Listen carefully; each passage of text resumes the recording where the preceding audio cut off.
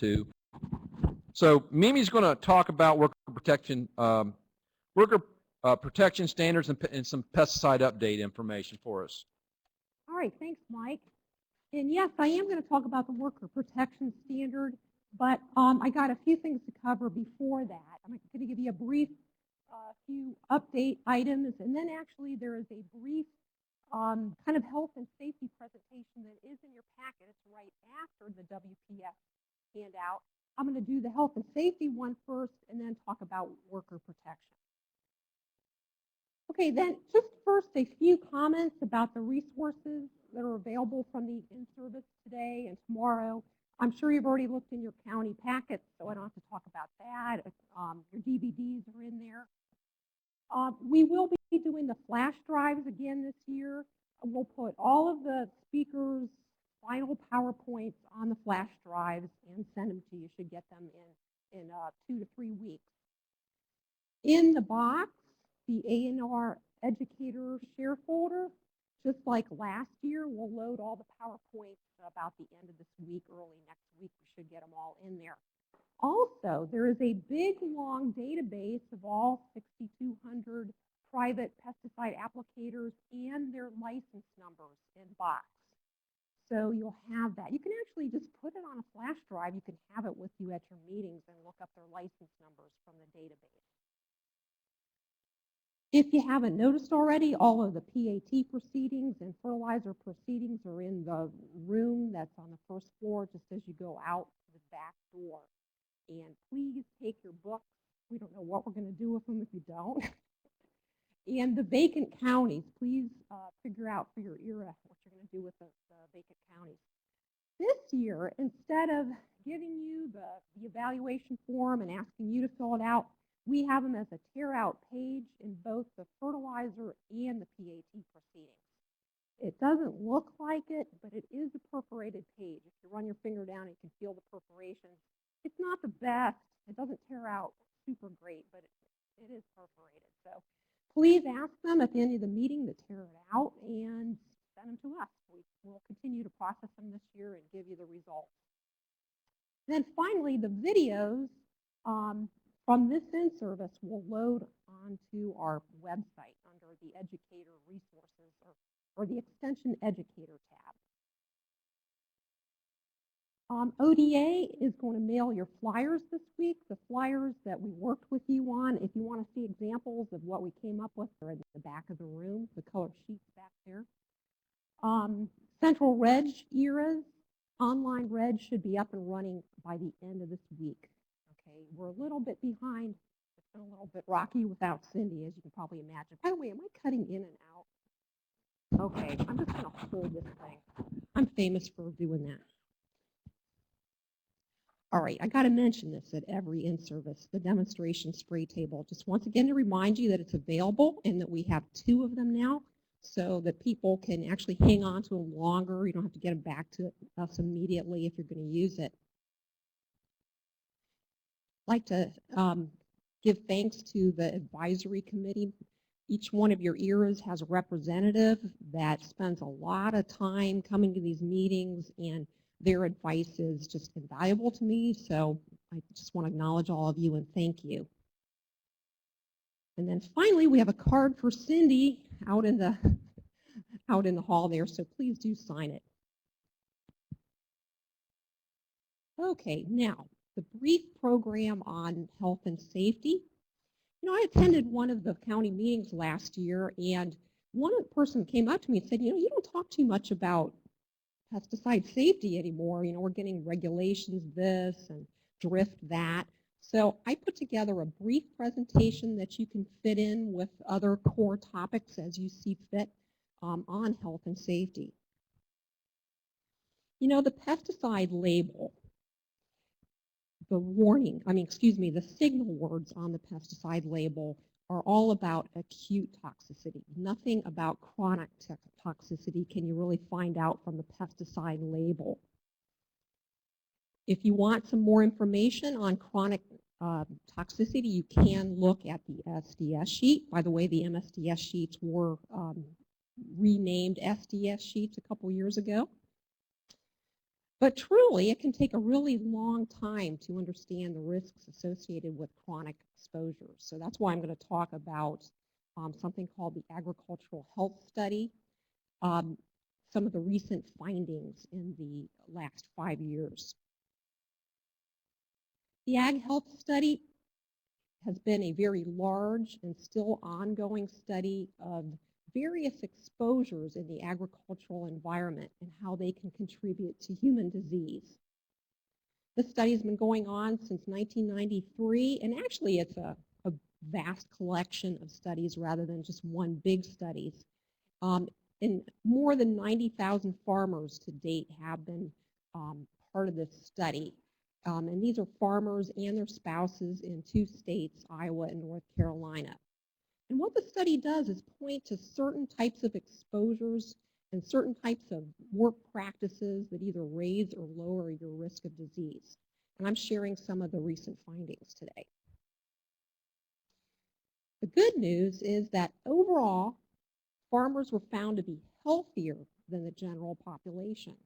So comparing populations, people of the same sex, age, race, the farmers in the group had lower death rates, were less likely to die from the diseases listed here, fewer cases of most cancers, and this was attributed to basically their being outdoors, a healthier lifestyle, and lower smoking rates. So that's the good news from the Agricultural Health Study. Naturally, there were some downsides too. With prostate cancer, a common cancer of men in the U.S., there was an association between certain specific pesticides in a more aggressive form of this disease. Unfortunately, these aren't pesticides we're using much anymore. 2 of them have been canceled for quite some time. One of the studies found that there were subtle changes, negative changes in memory and attention span.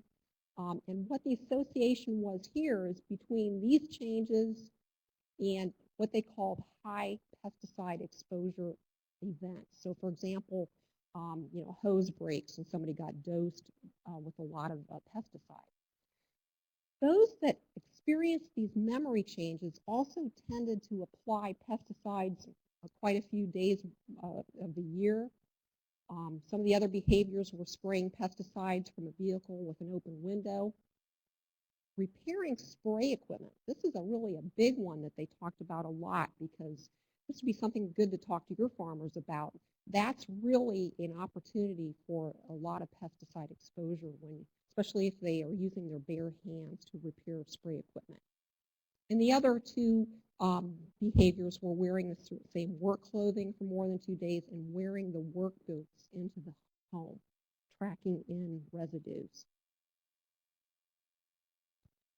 Parkinson's disease was examined, and while overall the total number of people that came down with this was still quite small, there was an enhanced risk with pesticide users, especially those that use pesticides more than 400 days in their lifetime, which is actually quite a bit. And the 2 pesticides below, paraquat and rotenone, those that used those had a 2.5 times greater risk. Now, this is another study with Parkinson's that I find particularly interesting. Okay, in this study, they compared 2 groups of farmers. Those that used chemical-resistant gloves and practiced good workplace hygiene. And that included things like washing your hands after you're exposed to the concentrate, changing your clothes relatively soon after applying pesticides. And of course, the other group was the people that didn't do this. And what they found is that the disease was only associated with the people that didn't use the gloves or follow the good practices. So, the upshot of this is that chemical-resistant gloves and good workplace hygiene can lower your risk of developing disease. Another study that specifically, or 2 studies that looked specifically at exposure and wearing gloves. Farmers that used gloves had 70% less 2,4-D detectable in their urine. And farmers that worked in orchards who used gloves had 80% less captan detectable on their hands. So it really demonstrates how much it can lower exposure. So the take-home messages is that good pesticide handling practices and workplace hygiene can lower your risk of disease. So to kind of summarize, to reduce your risk, always wear chemical-resistant gloves when applying any pesticide. Wear the required personal protective equipment. Wash immediately after removing the personal protective equipment and before eating, smoking, or using the restroom. Bathe after applying pesticides. And launder the clothing separately from the family wash. And above all, read the label. Now, I don't have these in your handouts. Sorry, Tony, a few slides that missed the handouts. I have a kind of little exercise, not really an exercise, but some examples.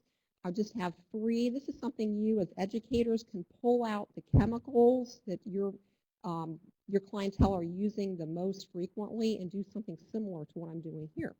So what I do is I pull out a few pesticides and look at the PPE and underscore what it is that the farmers or commercial audience that I may be talking to, what they need to have on hand.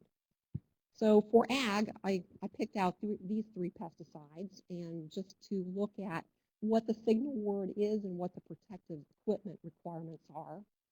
Roundup Power Max, the first one to look at, has a signal word of caution, which is the signal word that has the least toxicity of the 4 different categories of toxicity on pesticide labels. And the personal protective equipment, long sleeve shirt, long pants, shoes and socks, and chemical resistant gloves. Bifenthrin 2-EC is an insecticide. It's a pyrethroid. It has the signal word of warning, which is a step up from caution, and a little bit more required PPE.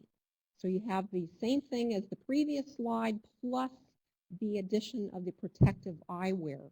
And you can point out how it says causes substantial but temporary eye injury, and read further in the first aid section of the label what to do if it would get into your eyes.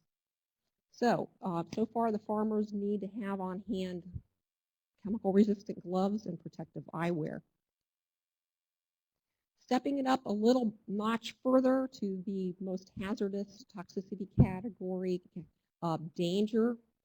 2,4-D amine formulations all carry, at least of the higher percentage that is, all carry the danger causes because of the irreversible eye damage. And naturally, this pesticide is going to carry the protective eyewear. Plus, there's the addition of a need for chemical-resistant apron when mixing, loading, or being exposed to the concentrated chemical.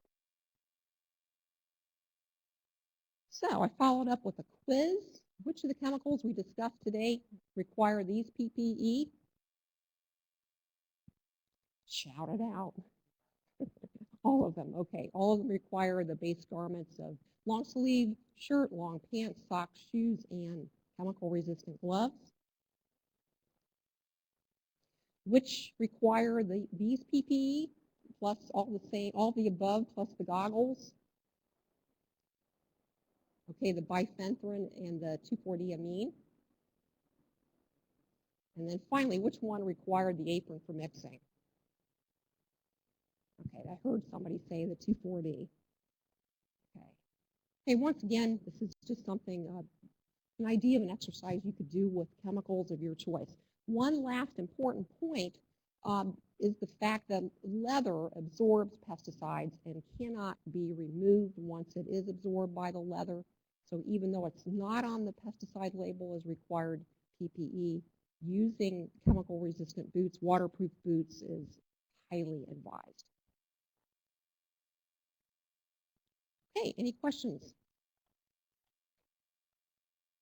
All right, I'll move right on to the worker protection standard.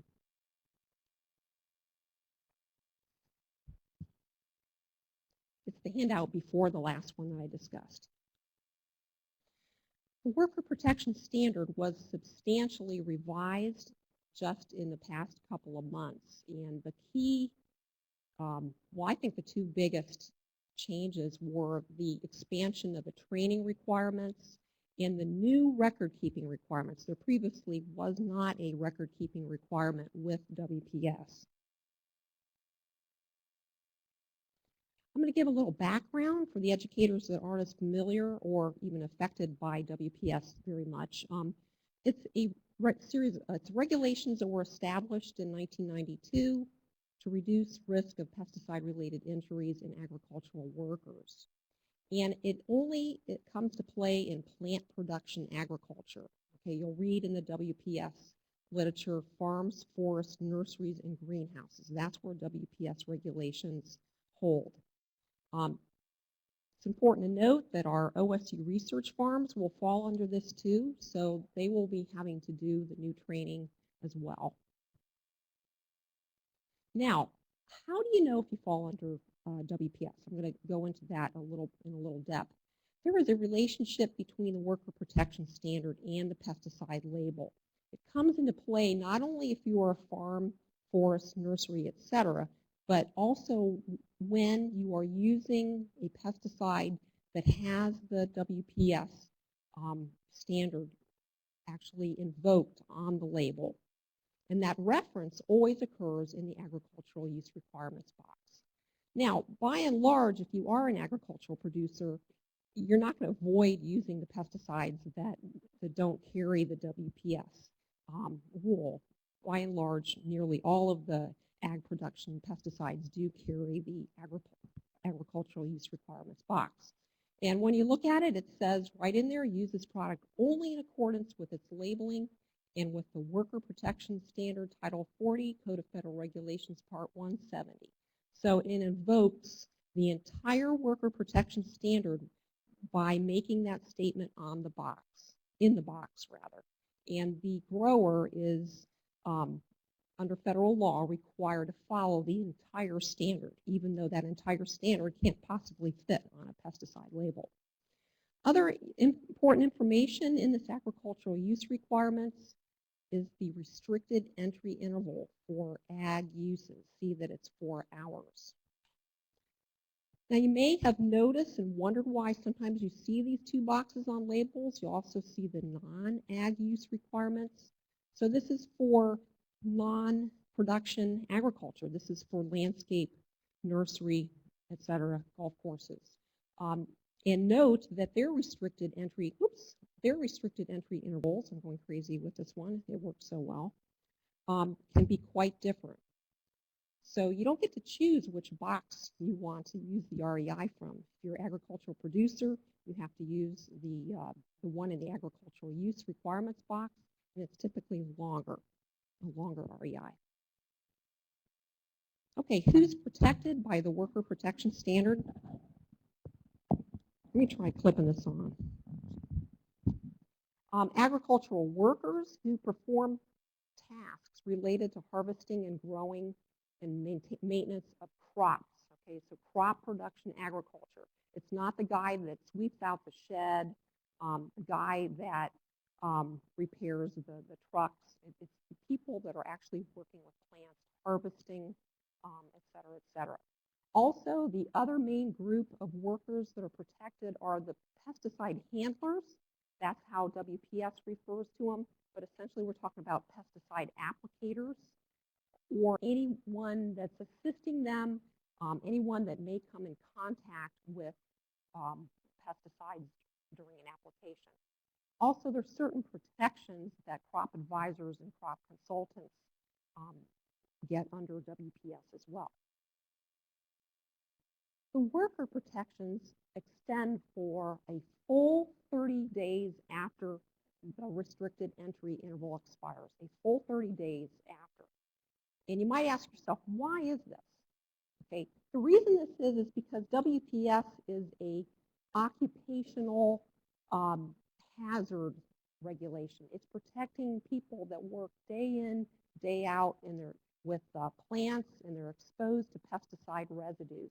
So that's why you have to supply them with decontamination supplies and other types of protections for a full 30 days after the pesticide application has been completed.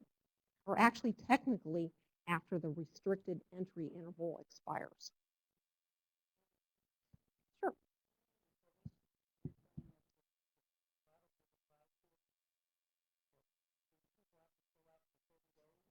No, no. Yeah, the good question. Does it mean that people have to stay out of the field for 30 days? There's something, the restricted entry interval is the period of time that they have to stay out of the treated area. What I'm saying is that the protections that workers get under worker protection standard, many, if not most of those, go on for 30 days after that REI expires. So decontamination supplies is the best example. Usually a grower just has the protection and the decon around all the time because, you know, they're spraying here, they're spraying there. But technically, the period that the decontamination supplies have to be available is 30 days after the REI. Let me just give you another example. Okay, let's take a Christmas tree grower. He's got people he hires in the summertime, and he's spraying in the summertime. He's got people in the winter that only help with cutting trees. Okay, the people that work on that property in the summer, they're going to have to get the training and all of the things required by WPS.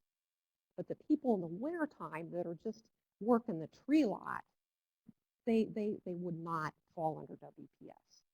Okay, they're not on that premises anytime near when those pesticide applications are taking place. So does that kind of help a little bit? Yeah.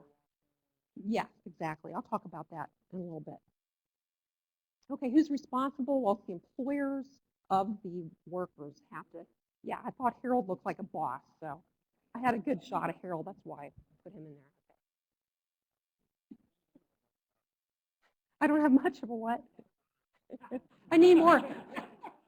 Mike says I need more better photos. Okay, so employers are responsible. There is a family exemption. The owner and his immediate family, which we'll define here in a minute, are exempt from some of the, or even most of the worker protection requirements, but not for certain restrictions during applications, not from observing the restricted entry interval, and not from providing personal protective equipment to the person making the application.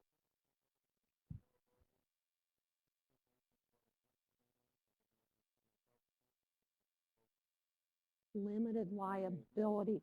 I haven't had that question before, but I don't believe so. I mean, I don't think it matters what your corporate status is.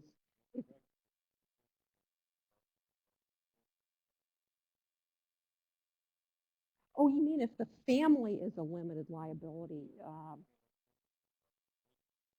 So you're saying they wouldn't be exempt anymore if they had a limited liability partnership? I can't answer that one. I'd have to check into that. Okay, so at any rate, I'm going to start talking about the general protections under WPS. And in orange, okay, I got the white print. That's what's always been true. The orange print denotes what's new. Okay, so the immediate family was previously defined as just the first three. Now they've added in-laws, grandparents, aunts, uncles, nieces, nephews. They've greatly expanded the family exemption. Also, they raised the pesticide handler age to minimum of 18, but families are exempt from that. Now, the worker protection standard applies even if you just have one employee. So if Junior here is your sole employee, but once again, that person has to fit the definition of a WPS worker or handler. So it's not the guy that sweeps out the shop. So how can you be sure if this applies to you or not? We're going to go through a couple slides here. Okay, so you're involved in plant production agriculture. You use pesticides that carry the WPS labeling. You employ pesticide applicators or agricultural workers as defined under WPS. Now, a lot of your clientele are not going to be much affected by this. Most grain farmers, private farmers are not affected by WPS because they don't have workers that are performing tasks in the field, such as maintaining the crop or hand harvesting the crop and all of that sort of thing. Now, they might have someone harvesting in fall, but once again, you have that 30-day REI situation. So a lot of crop production is not affected by WPS. Also, livestock pasture range, those are not covered under WPS either. Yeah. Yes, there are. I don't go into it in this presentation, but there are certain protections that crop scouts get under WPS. All right, what are the key provisions of WPS? I'm not going to list them all because we're going to talk about each one by one. There's changes to each of these, and one new thing, the record-keeping requirement is totally new. Okay, first let's talk about pesticide safety training for your workers. Before new workers can enter an area where the restricted entry interval has been in effect in the last 30 days, they now have to receive the full safety training. There used to be a grace period of 5 days, and that has been eliminated. So that's a pretty big deal. Imagine a nursery with 300 employees and getting new people in every week. I mean, it's going to be a challenge to have them trained right away. There's no doubt about it. Also, it used to be that you only had to train people every 5 years. Now it's annually. Also new, you have to use the EPA-approved training materials. Must be presented in a manner understood by all. That's always been true. And now you have to keep verification records of your training for 2 years. The new content changes, I'm not going to really talk a lot about that, but one of the things they're really emphasizing is take-home exposures. Remember the thing I said about people who wear their boots that they've been wearing all day home? They're going to talk about that in the training. For the trainers, who conducts the training, there's some changes there. Trained handlers. Okay, so the people that make the pesticide applications, the handlers, once they were trained, previously they were allowed to train workers. Now it's going to pretty much fall on certified pesticide applicators in the company or the farm to do the training.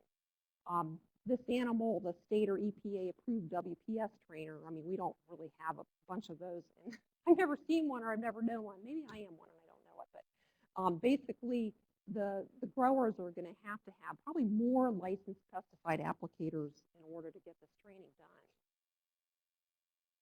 done. New content requirements for handlers.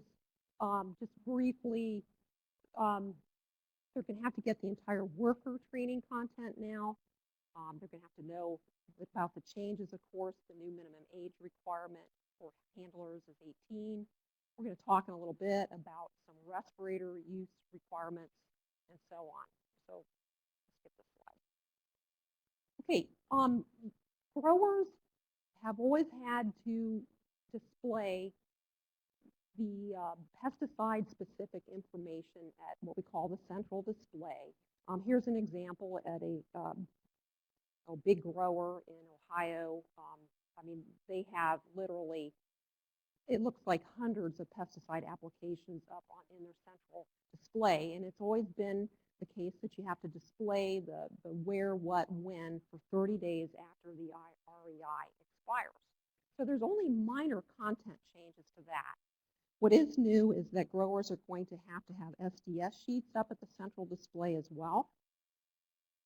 And, big deal, they're coming up with a new, EPA is coming up with another safety poster with some new content.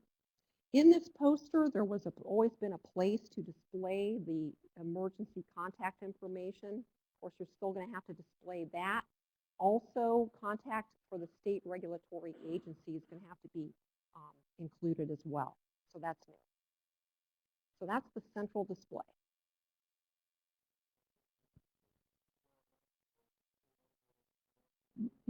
My understanding is that the sheets have to be there for people to look at, just like those specific pesticide application records have to be posted so your workers can go and look at Okay, when we talk about notification in WPS, what we're talking about is telling people where, what, when regarding the pesticide applications. So with the old rule, you could either give your workers verbal notifications about the pesticide applications, or you could post signs near where the pesticide application was taking place. With the exception of greenhouses where it was mandatory to post. The new rule is that all types of production now will require posting if the more toxic pesticides are used. And I'll show you what they mean by that. Okay, so for outdoor production, it's going to be required to post if the REI, the restricted entry interval, is greater than 48 hours. So you have to stay out of the location for a longer period of time. That means it's a more toxic material.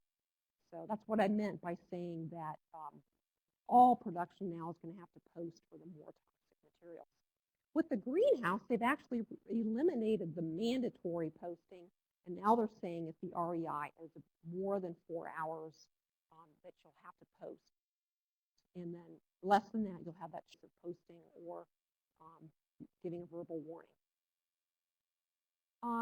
With posting, essentially the procedure is the same. There's no big changes here. There's no change to that sign either. It's going to be the same sign.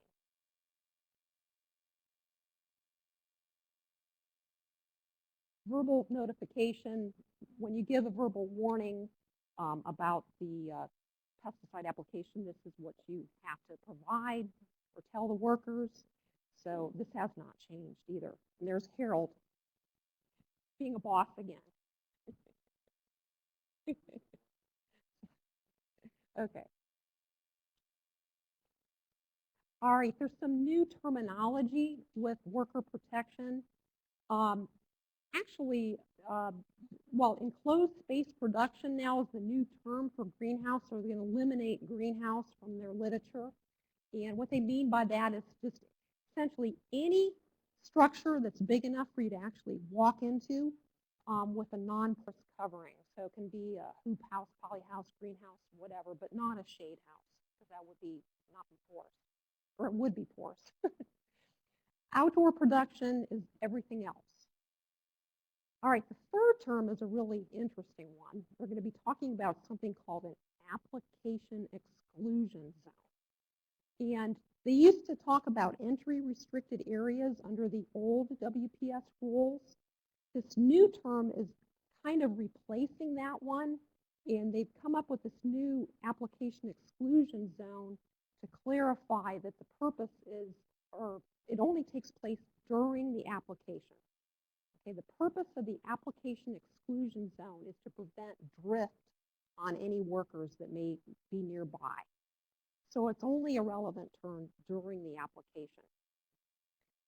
Previously, they had these restricted zones only in greenhouse and nursery. Now they're going to have these application exclusion zones potentially in any type of outdoor production. And whether there will be one or not is going to depend on the type of application, the type of product, even spray droplet size. And the other interesting thing is the application exclusion zone is actually going to be a moving target. It's defined by the distance from the application equipment, and this is going to confuse people. So in the old rule, they had these entry restricted areas that were just defined by the distance from the treated area. Now the application exclusion zone, it's around the actual application equipment. So have fun teaching that to people. Okay. Also new, the suspend application. The handler must suspend application if unauthorized people enter the application exclusion zone. So that's kind of a well duh, but that's new. And the other interesting thing is this application exclusion zone can extend past the boundaries of the farm. So if you see a farmer standing on the edge of his field and you're an applicator, it's his property and you're on your property, but that person is in your 25-foot application exclusion zone. You have to suspend application until they move out of the way. So that's the implication. Okay. It's getting complicated. You guys asleep yet or awake yet? I don't know which it is. Okay, the protections that you as an employer have to extend to handlers hasn't changed. This stuff has always been true. There's one key change, and it has to do with PPE. Okay, in yellow, what's the change is that if respirators are required by the label, okay, not if they're worn voluntarily, but if they're required by the label, the employer has to see that the person receives a medical evaluation, which actually can be just an online survey. You can like subscribe to a company through which these are done. But if they answer the question certain ways, then it may actually have to turn into an actual medical or physical. Okay, so the medical evaluation, a fit test, and certain training is required on the care and use of the respirator. So this is new. Moving on to decontamination for workers and handlers. In white, this is what's always been true for workers working in treated areas until 30 days after the REI expires. You've had to have the soap, water, single-use towels. For handlers, during the handling task, the same, plus a set of clean coveralls. With the new rule, they're getting so that they specify how much water has to be supplied. So that's what's new. And with the emergency eye wash station, which is necessary whenever protective eyewear are on the label, they are going to specify basically how much water needs to be available. It has to be available as a gentle stream for 15 minutes. Okay, that's how they specify it. Now, this one is going to be a big one for perhaps for growers. Although the larger growers doubtless are going to already be keeping application records, but the growers are now going to have to keep the same information that they post centrally.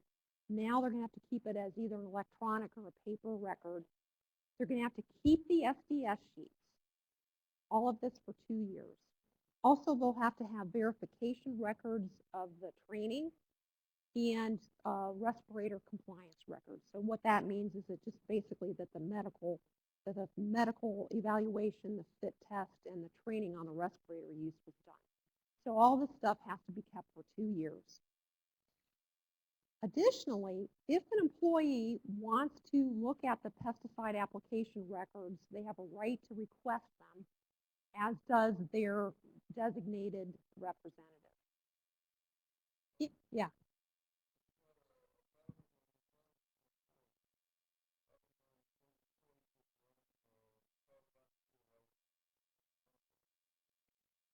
Okay, the question was if a person has 1 or 2 employees, if the handlers would get a pesticide license, whether they circumvent, what it would circumvent would be the training. The WPS training, if you already have a pesticide license, you don't have to get that training. But it's not going to circumvent the rest of these requirements. Yeah, question?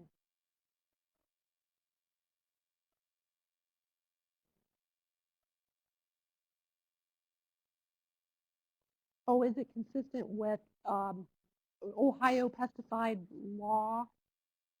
It would be more than what's in the private pesticide requirements, I do believe.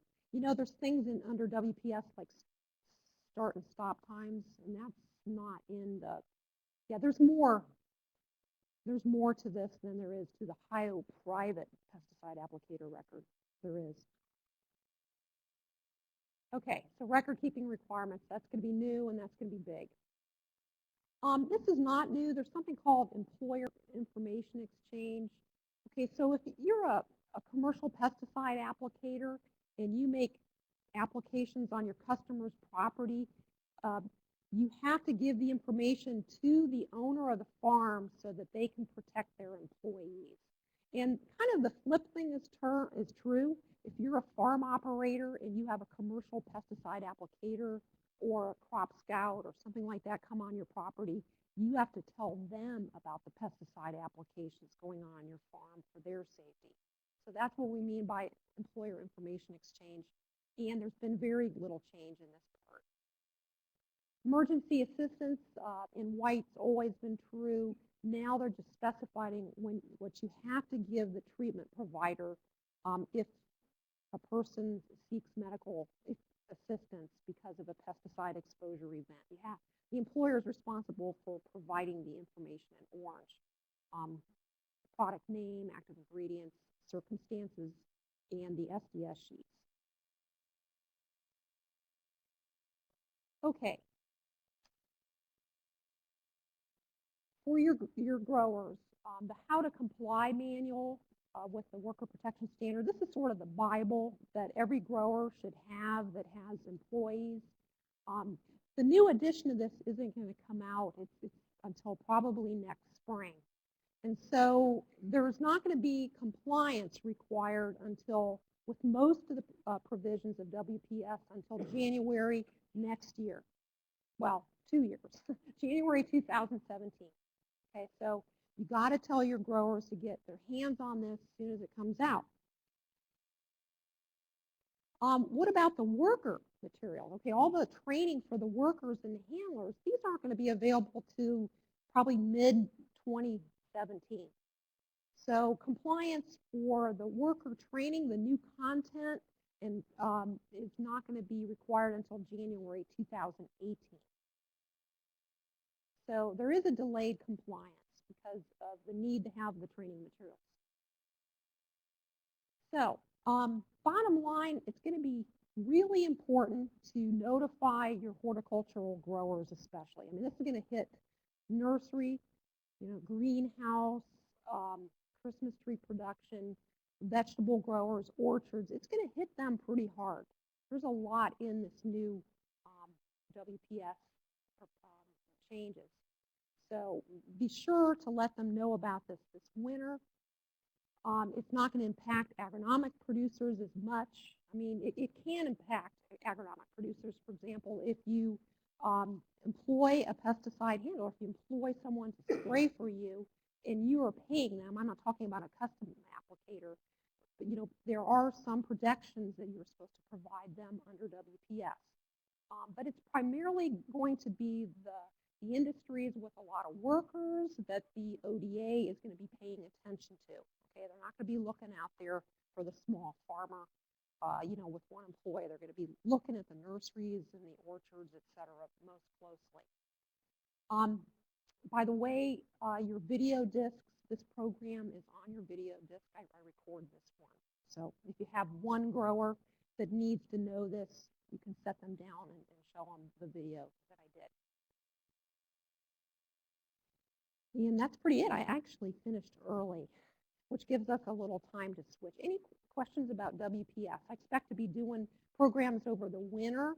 And, those of you that really work with the horticultural producers a lot, if you I think we need to talk in extension here. This winter, I think we notify everybody, but we don't have the materials to really teach an in-depth workshop. I think what we need to do is after we get those materials, we talk as extension what kind of training we can provide to our growers. So, yeah, sure.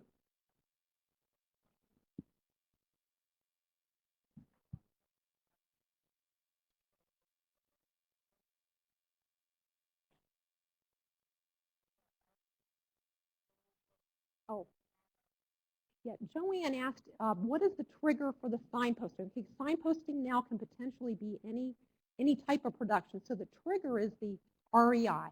Okay, it's the restricted entry interval that appears in the agricultural use box. So if it's more than 48 hours, you have to post. And I went through basically all the ag chemicals last year that were talked about at in-service, and there was like none that had REIs of more than 48 hours. But there are going to be some industries that do. Like at Christmas tree growers, they have some REIs of like 10 days. So, and yes, the trigger is the REI. And with indoor and closed space production, the trigger is 4 hours. I think that's right.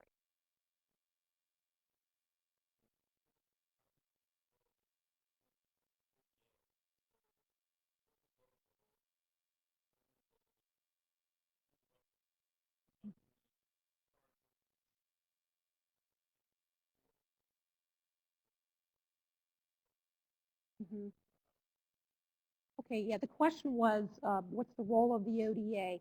And let me just say, yes, this is a move by the EPA. Okay, this WPS, the EPA has authority to change this. So this was their change, and this has been 10 years in coming. Now, what is the role of the Ohio Department of Agriculture?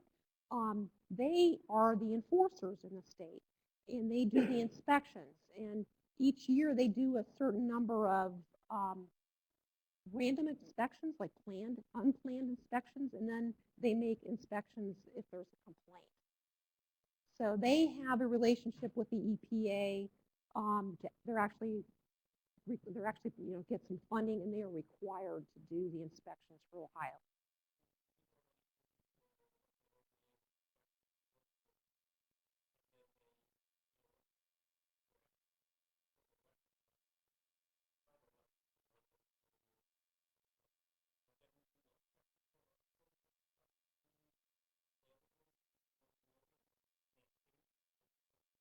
Yeah, the question was, is if they have a complaint and they're making an investigation, can they look at other things like WPS records?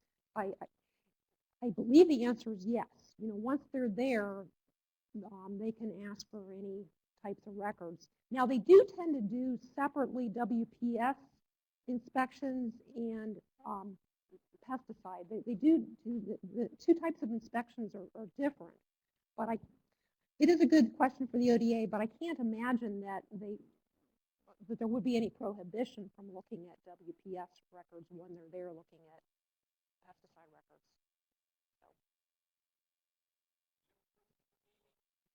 Okay, just another plug, do please fill out your evaluation. We get a lot out of your comments and your suggestions every year for the following year.